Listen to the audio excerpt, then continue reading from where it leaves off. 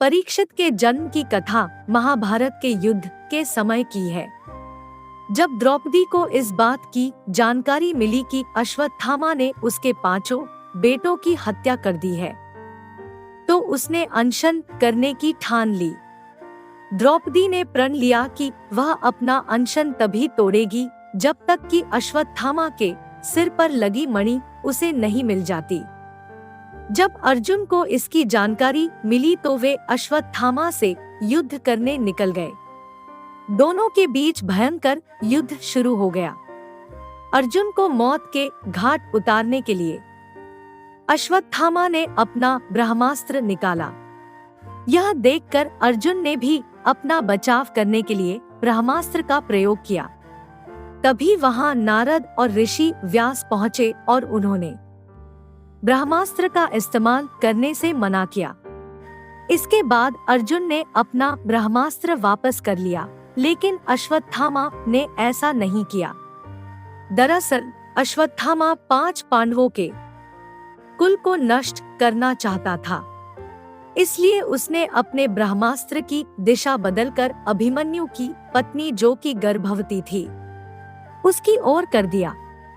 इस पर भगवान कृष्ण ने कहा, अभिमन्यु की पत्नी उत्तरा को परीक्षित नामक बेटे के जन्म का वरदान मिला है, इसलिए वह जरूर जन्म लेगा। अगर वह मरा हुआ भी पैदा हुआ तो मैं खुद उसे जीवन दान दूंगा और वह बड़ा होकर एक महान सम्राट बनेगा, जबकि तुम 3000 वर्ष तक इस पाप को ढोते रहोगे। साथ ही हमेशा तुम्हारे खून से बदबू आते रहेगी और वह ऐसे ही बहता रहेगा। यही नहीं, तुम हर प्रकार के बीमारियों से घिरे रहोगे। इसके बाद अर्जुन ने अश्वत्थामा को रस्सी में बांधा और द्रौपदी के पास ले गए।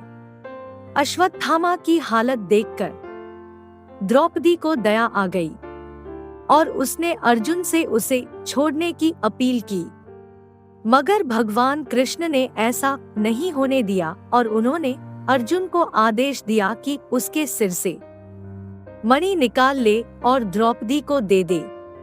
इधर ब्रह्मास्त्र के गर्भ में जाते ही उत्तरा को तेज दर्द होने लगा।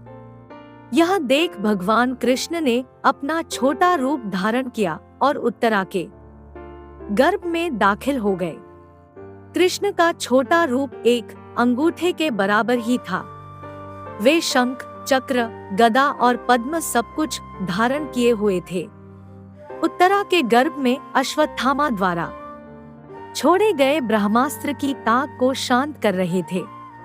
वहीं गर्भ में पल रहा बालक उन्हें देखकर हैरान था कि मेरी माँ के गर्भ में यह कौन घुस आया है।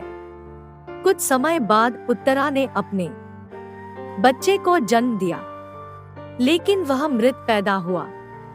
यह देख वह रोने लगी। उसने भगवान कृष्ण से कहा, हे नारायण, आपने तो कहा था कि मेरे बेटे पर ब्रह्मास्त्र का असर नहीं होगा और वह जीवित ही पैदा होगा, वह सालों तक अमर होकर राज करेगा, लेकिन यह तो मरा पड़ा है। इसे जीवित करने की कृपा करो प्रभु। उत्तरा की बात सुनकर भगवान कृष्ण तुरंत प्रसूति गृह में प्रवेश किया और कहा, हे पुत्री, तुम दुखी न हो, तुम्हारा बेटा जरूर जीवित होगा। मैंने खुद इसके जीवन की रक्षा की है। इसके बाद कृष्ण भगवान ने मृत बालक पर अमृतमय नजरें डाली और कहा, अगर मैंने जीवन में कभी झूठ का साथ नहीं दिया है और हमेशा ब्रह्मचर्य के नियमों का पालन किया है, कभी किसी लड़ाई में अपनी पीठ नहीं दिखाई है, न ही कभी अधर्म का साथ दिया है, तो अभी इसी समय अभिमन्यु का यह पुत्र जो मरा पड़ा है वह जीवित हो जाए। इतना कहने के बाद कृष्ण ने जब उस मृत बालक पर अपना हाथ डाला तो वह जीवित हो गया और रोने लगा। इसके बाद भगवान कृष्ण ने ब्रह्मास्त्र को वापस ब्रह्मलोक भेज दिया। यह चमत्कार देख सभी स्त्रियां आश्चर्यचकित हो गई। इसके बाद भगवान कृष्ण ने अभिमन्यु के पुत्र का नाम परीक्षित रखा।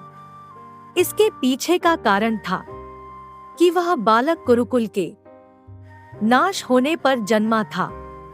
वहीं जब युधिष्ठिर वापस आए और उन्हें बालक के जन्म के बारे में पता चला तो वे भी खुशी से झूम उठे। इस खुशी में उन्होंने हाथी, घोड़े, अन्न, गाय आदि दान दिए।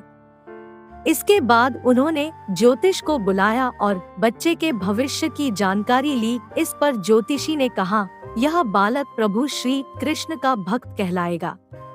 यह एक धर्मी, यशस्वी, पराक्रमी व दानी होगा। ज्योतिष ने आगे बताया कि जीवन में एक ऋषि का श्राप पाकर गंगा के तट पर यह श्री शुकदेव से आत्मज्ञान की प्राप्ति करेगा। ज्योतिष की बात सुनकर युधिष्ठिर खुश हुए और उन्हें दक्षिणा देकर वहां से विदा कर दिया। इस कहानी से हमें यह सीख मिलती है कि कभी भी किसी कार्य को छल कपट के साथ नहीं करना चाहिए। इससे हमारा बुरा ही होता है।